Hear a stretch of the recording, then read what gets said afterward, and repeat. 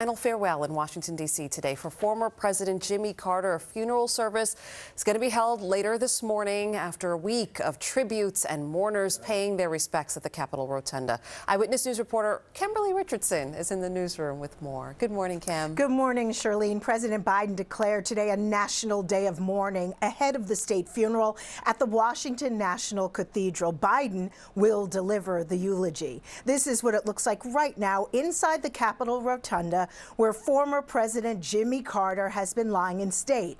The rotunda has been open throughout the night, and thousands of people continue to pass through, paying their respects. Today, the nation says goodbye to its 39th president.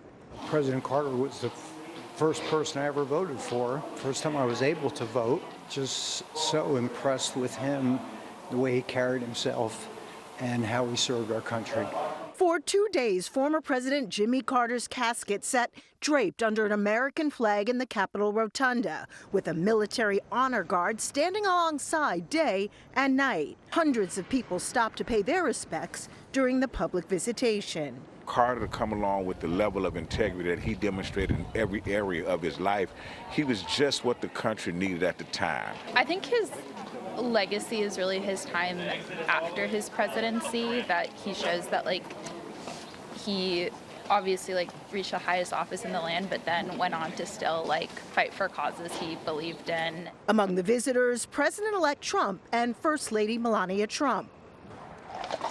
Today, Carter's casket arrives at the Washington National Cathedral for a national funeral service that includes the U.S. Marine Orchestra, the Armed Forces Chorus, and generations of dignitaries tasked with putting Carter's legacy in words.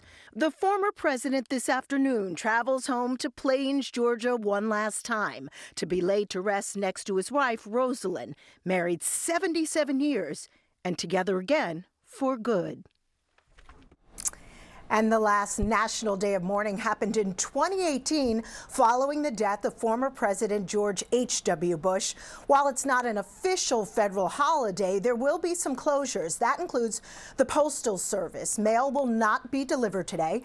The New York Stock Exchange will also be closed, and the U.S. Supreme Court and other federal courts will be closed as well. Carter will fly home from Joint Base Andrews aboard Special Air Mission 39.